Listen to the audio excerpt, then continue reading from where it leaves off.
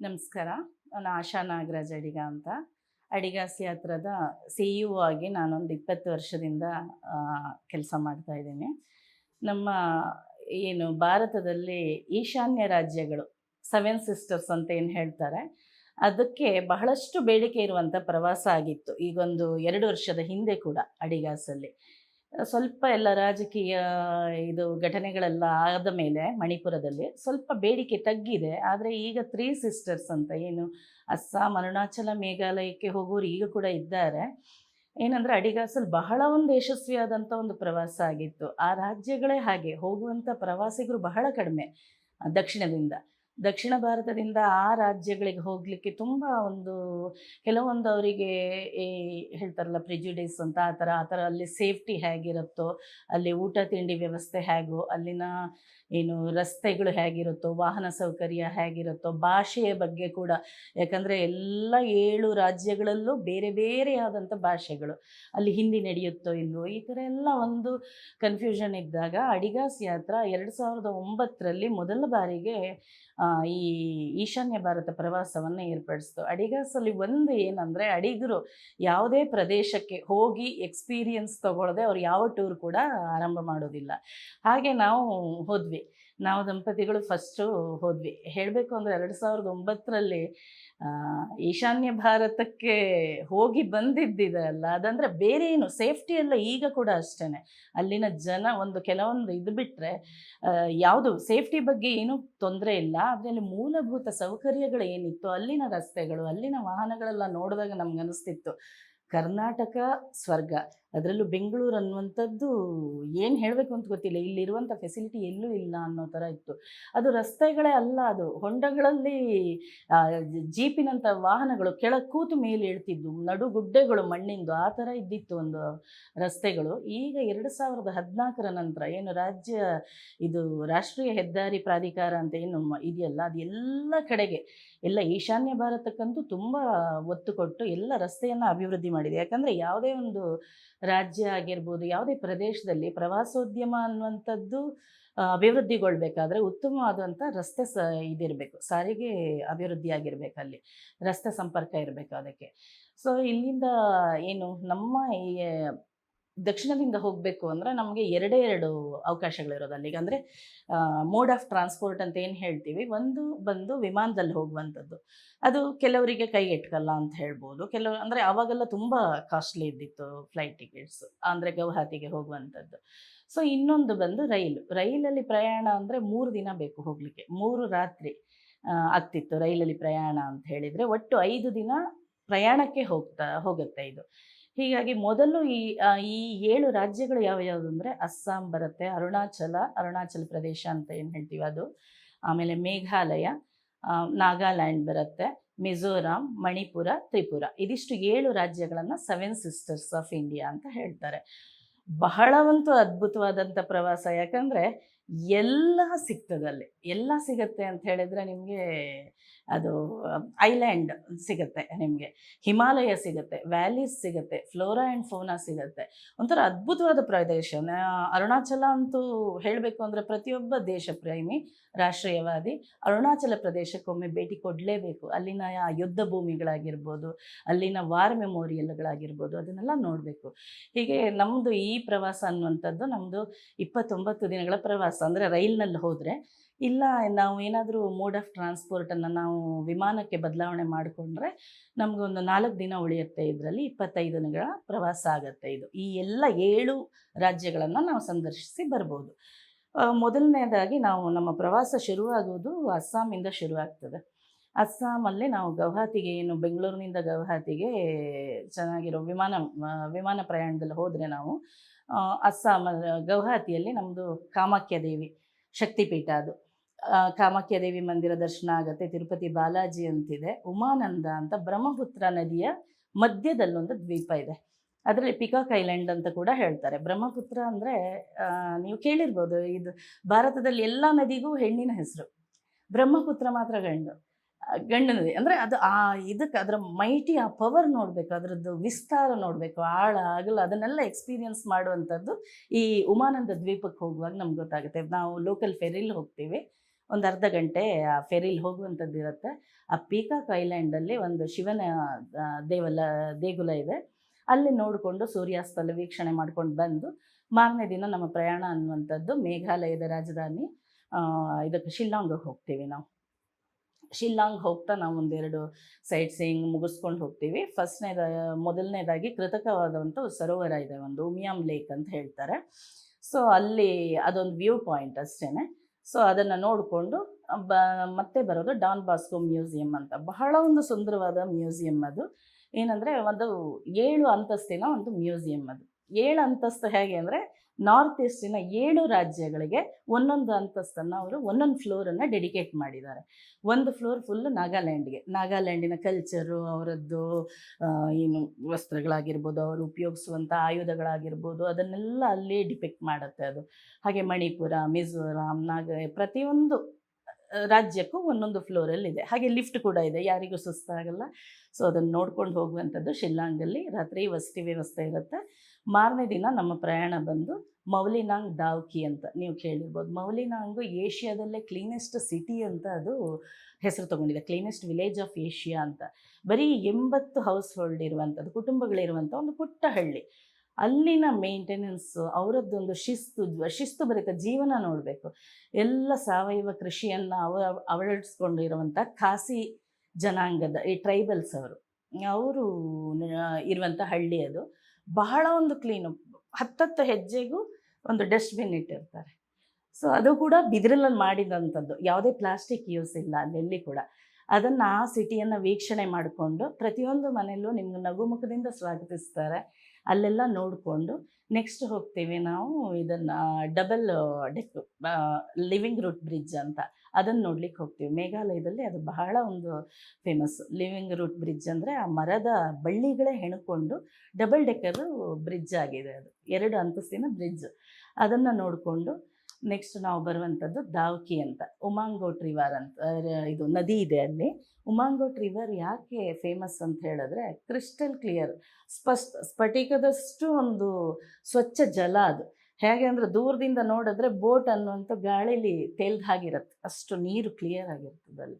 ಅದನ್ನು ನೋಡಿಕೊಂಡು ಅದ್ರ ಆಚೆ ಬಾಂಗ್ಲಾ ಬಾರ್ಡ್ರ್ ಅದೆಲ್ಲ ನೋಡ್ಕೊಂಡು ವಾಪಸ್ ಬಂದು ಚಿರಾಪುಂಜಿಲೆ, ಇದು 3 ದಿನವೂ ನಮ್ಮದು ಶಿಲ್ಲಾಂಗಲ್ಲೇ ವಾಸ್ತವ್ಯ ಇರುತ್ತೆ. ನಾವು ಅಲ್ಲೆಲ್ಲ ಹೋಗಿ ಬರೋದು ಒಂದು 80 ಕಿಲೋಮೀಟ್ರ್ ಆಗುತ್ತೆ.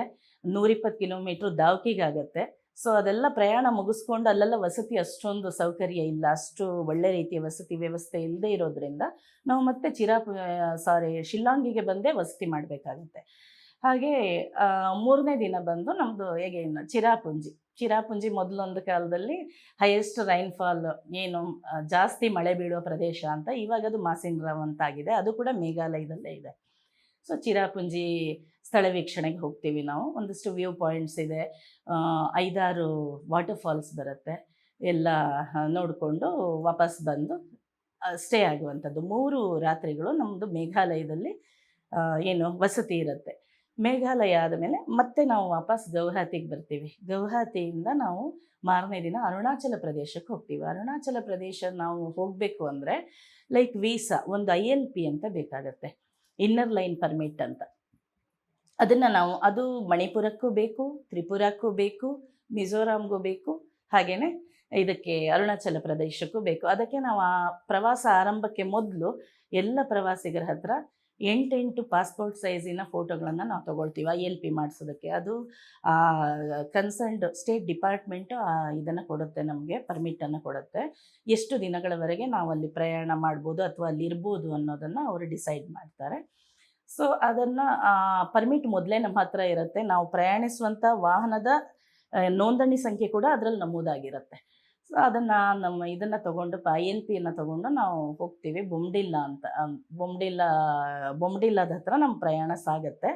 ಮಧ್ಯದಲ್ಲಿ ದಾರಿಯುದ್ದಕ್ಕೂ ನಮಗೆ ಸಿಗೋದು ಜಿಯಾ ಬರೇಲಿ ಅಂತ ಒಂದು ಒಳ್ಳೆ ನದಿ ಸಿಗುತ್ತೆ ದಾರಿಯುದ್ದಕ್ಕೂ.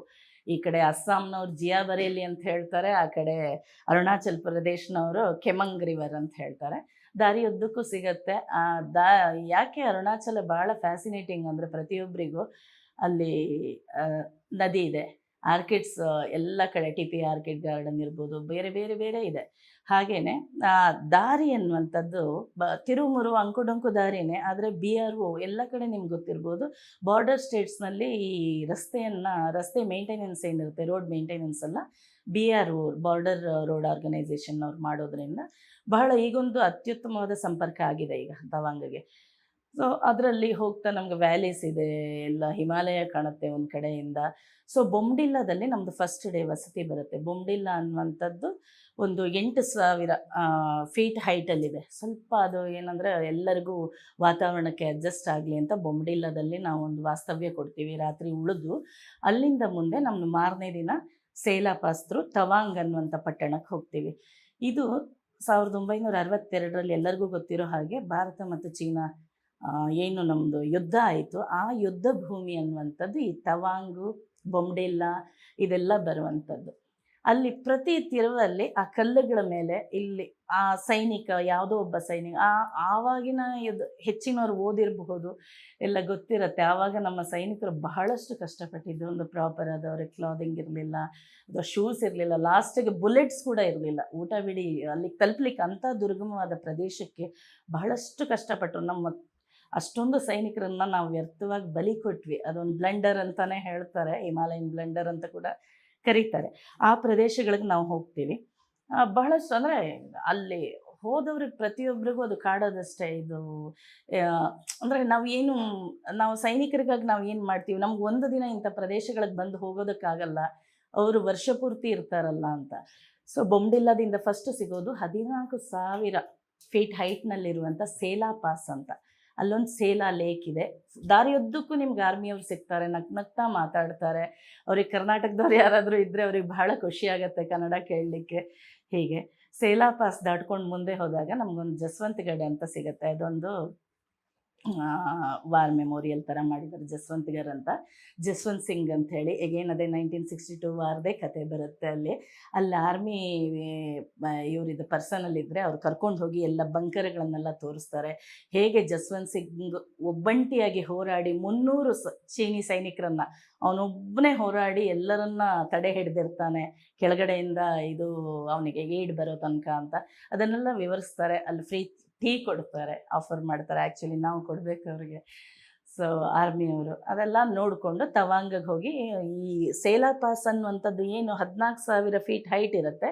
ಎಗೇನ್ ನಾವು ಮತ್ತೆ ಕೆಳಗೆ ಹೋಗ್ತೀವಿ. ತವಾಂಗ್ ಪಟ್ಟಣ ಅನ್ನುವಂಥದ್ದು 10,000 ಫೀಟು ಆಲ್ಟಿಟ್ಯೂಡಲ್ಲಿ ಇರುವಂಥದ್ದು. ತವಾಂಗ್ ಒಂದು ಪುಟ್ಟ ಹಳ್ಳಿ, ಸುಂದರವಾಗಿದೆ.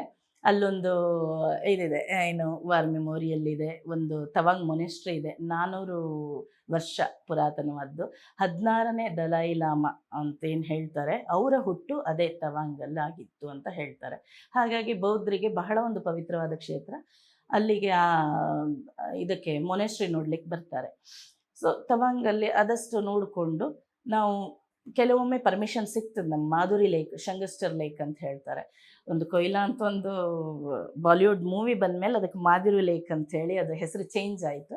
ಸೊ ಅಲ್ಲಿಗೆ ಯಾಕಂದರೆ ಬಾರ್ಡರ್ ಇರೋದ್ರಿಂದ ಕೆಲವೊಮ್ಮೆ ಯಾರಾದರೂ ಹೈಯರ್ ಅಫಿಷಿಯಲ್ಸ್ ಎಲ್ಲ ಬಂದಾಗ ಪರ್ಮಿಟ್ ಕೊಡಲ್ಲ. ಅದು ನಮಗೊಮ್ಮೆ ತವಾಂಗ್ ಹೋದ್ಮೇಲೆ ಗೊತ್ತಾಗ್ತದೆ. ಅಲ್ಲಿಗೆ ಬುಮ್ಲಾಕ್ಕೆ ನಮಗೇನಾದರೂ ಪರ್ಮಿಷನ್ ಸಿಗುತ್ತಾ. ಬುಮ್ಲಾ ಅನ್ನುವಂಥದ್ದಂತೂ ವಾರ್ ಫೀಲ್ಡ್, ಅದು 1962 ವಾರ್ ಫೀಲ್ಡು. ಅಲ್ಲಿ ಕೂಡ ಅಷ್ಟೇ ಅವರು ಓಕೆ ಅನಿಸಿದ್ರೆ, ಅವ್ರಿಗೆ ಮನಸ್ಸಿದ್ರಷ್ಟೇ ನಮಗೆ ಇದು ಕೊಡ್ತಾರೆ, ಪರ್ಮಿಷನ್ ಕೊಡ್ತಾರೆ ವಿಸಿಟ್ ಮಾಡಲಿಕ್ಕೆ. ಇಲ್ಲಾಂದರೆ ತವಾಂಗ್ ನೋಡಿಕೊಂಡು ತವಾಂಗ್ನಲ್ಲಿ 2 ರಾತ್ರಿ ನಾವು ಏನು ವಾಸ್ತವ್ಯ ಉಳಿದು 3ನೇ ದಿನ ಅಲ್ಲಿಂದ ಹೊರಟು ವಾಪಸ್ ಬಂದು ಬೊಮ್ಡಿಲ್ಲಾದಲ್ಲಿ ಮತ್ತೆ ಸ್ಟೇ ಮಾಡ್ತೀವಿ. ಯಾಕಂದರೆ ಈ ಹೈ ಆಲ್ಟಿಟ್ಯೂಡಲ್ಲಿ ಹೇಗೆ ಅಂದರೆ ಒಮ್ಮೆಗೆ ಹೋಗಿ ಒಮ್ಮೆಗೆ ಬರಬಾರ್ದು, ಆಗಲ್ಲ. ಅವ್ರಿಗೆ ಅಂದರೆ ನಿಧಾನವಾಗಿ ನಮ್ಮ ದೇಹದ ಪ್ರತಿ ಅಂಗಗಳು ಆ ಆಲ್ಟಿಟ್ಯೂಡ್ಗೆ ಅವು ಸ್ಪಂದಿಸಬೇಕಾಗ್ತದೆ, ಅಲ್ಲಿನ ವಾತಾವರಣಕ್ಕೆ ಒಪ್ಕೋಬೇಕಾಗ್ತದೆ. ನಮ್ಮ ಶ್ವಾಸಕೋಶ ಕೂಡ ಅಷ್ಟೇ.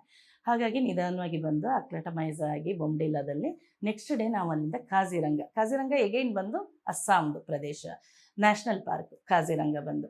ಅಸ್ಸಾಮಲ್ಲಿ ತುಂಬ ನ್ಯಾಷನಲ್ ಪಾರ್ಕ್ ಇದೆ. ಅಂದರೆ ಮಾನಸ ಅಂತಿದೆ, ಪೊಬಿತರ ಅಂತಿದೆ, ಎಲ್ಲ ಒಂದೊಂದು ನ್ಯಾಷನಲ್ ಪಾರ್ಕಲ್ಲಿ ಒಂದೊಂದು. ಈಗ ಮಾನಸಲ್ಲೆಲ್ಲ ಟೈಗರ್ ರಿಸರ್ವ್, ಟೈಗರ್ ಎಲ್ಲ ಕಡೆ ನೋಡ್ತಾರೆ. ಆದರೆ ಇದು ಕಾಜಿರಂಗ ಬಂದು ಫೇಮಸ್ ಆಗಿರೋದು 1 ಹಾರ್ನ್ ರಿನೋಸ್ ಅಂತ ಹೇಳಿ, ಒಂದು ಕೊಂಬಿನ ಗೇಂಡಾಮೃಗಕ್ಕೆ. ಯಾಕಂದರೆ ನಾವು ನೇಪಾಳದಲ್ಲೆಲ್ಲ ನೋಡ್ತೀವಿ ಹೆಚ್ಚಾಗಿ 2 ಕೊಂಬಿನ ಗೇಂಡಾಮೃಗಗಳು. ಇಲ್ಲಿ ಕಾಜಿರಂಗದಲ್ಲಿ ಬಂದು 1 ಕೊಂಬಿನ ಗೇಂಡಾಮೃಗ, ಏನು ಜಾಸ್ತಿ ರಿನೋ ಅಂತ ಹೇಳ್ತೀವಲ್ಲ, ಅದು ಸಿಗುತ್ತೆ. ಕಾಜಿರಂಗದಲ್ಲಿ ನಮ್ಮದು ವಾಸ್ತವ್ಯ 2 ನೈಟು ನಾವು ಕಾಜಿರಂಗದಲ್ಲಿ ಉಳ್ಕೋತೀವಿ. ಕಾಜಿರಂಗ ಹೇಗೆ ಅಂದರೆ ಬೆಳಿಗ್ಗೆ ಬೇಗ 4 ಗಂಟೆ ಸ್ಲಾಟ್, 5 ಗಂಟೆ ಹೀಗೆ ಈ ಈಶಾನ್ಯ ಭಾರತ ಎಲ್ಲ ಹೇಗೆ ಅಂದರೆ 4 ಗಂಟೆಗೆ ಸೂರ್ಯೋದಯ ಆದ ಹಾಗೆ ಬೆಳಗಾಗ್ಬಿಡ್ತದೆ. ಸಂಜೆ 3:30 ನಂತರ ಏನು ನೋಡಲಿಕ್ಕಾಗೋದಿಲ್ಲ. ಹಾಗಾಗಿ ಬೆಳಿಗ್ಗೆ ಎಷ್ಟು ಬೇಗ ನಾವು ಶುರು ಮಾಡ್ತೇವೆ ಪ್ರಯಾಣವನ್ನು, ಅಥವಾ ಒಂದು ನಮ್ಮದೇನು ಸೈಟ್ ಸೀಯಿಂಗ್ ಅಂತ ಹೇಳ್ತೀವಿ, ಅಷ್ಟು ಒಳ್ಳೆಯದು. ಸಂಜೆ ಒಳಗಡೆ ನಾವು ನೋಡ್ಕೊಂಡು ಬಂದುಬಿಡ್ಬೋದು ಅಂತ. ಆ ಥರ 4 ಗಂಟೆ 5 ಗಂಟೆ ಸ್ಲಾಟುಗಳು ನಮ್ದು ಇಲ್ಲೇ ಮೊದಲೇ ನಮ್ಮ ಆಫೀಸ್ನಲ್ಲಿ ನಾವು ಬುಕ್ ಮಾಡಿರ್ತೀವಿ. ಎಲಿಫೆಂಟ್ ಸಫಾರಿ ಬೆಳಿಗ್ಗೆ ಬೇಗ ಎಲಿಫೆಂಟ್ ಸಫಾರಿ ಇರುತ್ತೆ. ಎಲಿಫೆಂಟ್ ಎಲ್ಲ ಒಳಗಡೆ ಕಾಡಲ್ಲಿ ಒಳಗಡೆ ಏನಂದರೆ, ಈಗ ಜೀಪ್ ಸಫಾರಿಗೂ ಎಲಿಫೆಂಟ್ ಸಫಾರಿಗೂ ವ್ಯತ್ಯಾಸ ಇದೆ. ಮಧ್ಯಾಹ್ನ ಜೀಪ್ ಸಫಾರಿ ಇರುತ್ತೆ, ಅದು ಹೋಗೋ ರೂಟ್ಗಳೇ ಬೇರೆ. ಎಲಿಫೆಂಟ್ ಕಾಡು ಒಳಗೆ ಹೋಗುತ್ತೆ. ಜೀಪ್ ಸಫಾರಿ ಅನ್ನುವಂಥದ್ದು ರೋಡ್ ಎಲ್ಲಿದೆ ಅಲ್ಲಿ ಹೋಗುತ್ತೆ. ಇಫ್ ಯು ಅಗೇನ್ ಸಫಾರಿ ಅಥವಾ ನ್ಯಾಷನಲ್ ಪಾರ್ಕ್ ಅಂದರೆ if you are lucky enough, ನಿಮಗೆ ನಿಮ್ಮ ಲೆಕ್ಕ ಮೇಲೆ, ಬಟ್ ಹೆಚ್ಚಾಗಿ ಅಂದರೆ ತುಂಬ ಇದಿರೋದ್ರಿಂದ ರಿನೋಸ್ ಸಿಗುತ್ತೆ, ವೈಲ್ಡ್ ರಿನೋಸ್ ಸಿಗ್ತವೆ. ಆಮೇಲೆ ಈ ಕಾಡು ಕೋಣಗಳು ಅಂತ ಹೇಳ್ತಾರಲ್ಲ, ಬೈಸನ್ಸ್, ಅವು ಸಿಗ್ತವೆ. ಆಮೇಲೆ tiger if you are lucky enough, ಕೆಲವೊಮ್ಮೆ ಆನೆಗಳು ಬರ್ತವೆ. ಹೀಗೆ ಇದೆಲ್ಲ ನೋಡಿಕೊಂಡು ಕಾಜಿರಂಗದಲ್ಲಿ 2 ರಾತ್ರಿ ವಾಸ್ತವ್ಯ. ಅಲ್ಲಿ ಕಾಜಿರಂಗದಲ್ಲಿ ನಾವೇನು ಮಾಡ್ತೀವಿ, ಸ್ವಲ್ಪ ರಿಲ್ಯಾಕ್ಸ್ಡ್ ಮಧ್ಯಾಹ್ನ ಇದಾಗಿಬಿಟ್ರೆ, ಜೀಪ್ ಸಫಾರಿ ಆದ ತಕ್ಷಣ ನಾವು ಅಲ್ಲೊಂದು ಕಲ್ಚರಲ್ ಆ್ಯಕ್ಟಿವಿಟಿ ಅಂತ ಹೇಳಿ ಬಿಹು ನೃತ್ಯವನ್ನು ಆಯೋಜನೆ ಮಾಡ್ತೀವಿ. ಈ ಯಾಕೆ ನಾವು ಅದನ್ನು ಶುರು ಮಾಡಿದ್ವಿ ಅಂದರೆ, ನಮಗಲ್ಲೊಬ್ಬ ಹೋಟೆಲಿಯರ್ ಹೇಳಿದ, ಈ ಬಿಹು ನೃತ್ಯಕ್ಕೆ, ಯಾಕಂದರೆ ಅಸ್ಸಾಂ ಸರ್ಕಾರ ಅನ್ನುವಂಥದ್ದು, ಅಸ್ಸಾಮಲ್ಲಿ ತುಂಬ ಸಮಸ್ಯೆಗಳಿದ್ದು, ಹಿಂದೂಗಳ ಅಸ್ತಿತ್ವಕ್ಕೆ ಎಷ್ಟು ಪ್ರಾಬ್ಲಮ್ ಆಗಿತ್ತು ಅಂದರೆ ಅವ್ರ ಸಂಸ್ಕೃತಿ. ಇದನ್ನು ಈಗ ಬಂಗಾಳದಲ್ಲಿ ಹೇಗಾಗ್ತಿದೆ, ಬಂಗಾಳದ್ದು ನಮಗೆ ಸ್ವಲ್ಪ ಈ ಮಾಧ್ಯಮಗಳ ಮುಖಾಂತರ ಗೊತ್ತಾಗ್ತಾ ಇದೆ. ಅಸ್ಸಾಮದ್ದು ಗೊತ್ತೇ ಆಗ್ತಿರಲಿಲ್ಲ. ಒಂಥರ ಮೇನ್ ಲ್ಯಾಂಡು ಅದೇನೋ ಒಂಥರ ನೆಗ್ಲೆಕ್ಟೆಡ್ ಇದು ಅನ್ನೋ ಥರ ಇತ್ತು. ಅಸ್ಸಾಮಲ್ಲಿ ಆ ಥರ ಇದ್ದಿದ್ದರಿಂದ ಅವರ ಸಂಸ್ಕೃತಿ ಉಳಿಸ್ಕೊಳ್ಳಿಕ್ಕೆ ಬಹಳ ಹೋರಾಡ್ತಿದ್ರು. ಆ ಸಮಯದಲ್ಲಿ ಏನು ಮಾಡಿದರು ಅಂದರೆ, ಈ ಯುವ ಸಮೂಹ ಏನಿದೆ, ಅವರು ಕಾಲೇಜುಗಳಲ್ಲಿ ಅವರ ಒಂದು ಪಾರಂಪರಿಕ ನೃತ್ಯಗಳು, ಈ ಬಿಹು ಆಗಿರ್ಬೋದು, ಮೊನ್ನೆ ನೋಡಿರ್ಬೋದು ನೀವು ಬೊಮೋರೋ ಅಂತ ಒಂದಷ್ಟು ದೊಡ್ಡ ಒಂದು ಮ್ಯೂಸಿಕಲ್ ಫೆಸ್ಟ್ ಆಯ್ತಲ್ಲಿ. ನಮ್ಮ ಮೋದಿಯವರೆಲ್ಲ ಹೋಗಿದ್ರು, ಅದಕ್ಕೆ ಪ್ರಧಾನಿ ಮೋದಿಯವರು ಹೋಗಿದ್ದರು. ತುಂಬ ಕಲಾವಿದರು ಈ ಕಾಲೇಜುಗಳಲ್ಲಿ, ಈ ಶಾಲಾ ಕಾಲೇಜುಗಳಲ್ಲಿ ಓದುವಂಥ ವಿದ್ಯಾರ್ಥಿಗಳೇ ಆ ನೃತ್ಯವನ್ನು ಅವರದ್ದು ಟ್ರೆಡಿಷ್ನಲ್ ಏನಿದೆ ಎಲ್ಲ ಇನ್ಸ್ಟ್ರೂಮೆಂಟ್ಗಳನ್ನು ನುಡಿಸ್ಕೊಂಡು ಅವರು ಡ್ಯಾನ್ಸ್ ಮಾಡುವಂಥದ್ದು. ಸೊ ನಮ್ಮ ವಿದ್ಯಾರ್ಥಿಗಳಿಗೆ ಒಂದು ಪ್ರೋತ್ಸಾಹ ಕೊಟ್ಟಾಗೂ ಆಯಿತು. ನಮ್ಮ ಏನು ಇಲ್ಲಿಂದ ಹೋದಂಥ ಒಂದು ದಕ್ಷಿಣ ಭಾರತೀಯರಿಗೆ ಅಸ್ಸಾಮಿನ ಒಂದು ಸಂಸ್ಕೃತಿಯ ಪರಿಚಯ ಮಾಡಿಸೋಣ ಅಂತ ಹೇಳಿ ನಾವು ಅದನ್ನು ಕೂಡ ಆಯೋಜನೆ ಮಾಡ್ತೀವಿ. ಸಂಜೆ ಆ ದೀಪದ ಇದರಲ್ಲಿ ಬಹಳ ಚೆನ್ನಾಗಿರುತ್ತೆ. ಯಾವುದೇ ಕೃತಕವಾದ ಯಾವುದೂ ಇಲ್ಲ. ಅವರೇ ಓನಾಗಿ ನುಡಿಸ್ಕೊಂಡು ಹಾಡಿಕೊಂಡು ನೃತ್ಯ ಮಾಡ್ತಾರೆ. 1-1.5 ಗಂಟೆ ಆ ಸಾಂಸ್ಕೃತಿಕ ಕಾರ್ಯಕ್ರಮ ಇರುತ್ತೆ. ಅವತ್ತು ಕಾಜಿರಂಗ ಒಂದೊಳ್ಳೆ ನೆನಪಾಗಿ ಉಳ್ಕೊಂಡ್ಬಿಡುತ್ತೆ. ಹೆಚ್ಚಾಗಿ ಕೊನೆಗೆ ನಮ್ಮ ಟೂರಿಸ್ಟ್ಗಳನ್ನೆಲ್ಲ ಕರ್ಕೋತಾರೆ ಅವರು.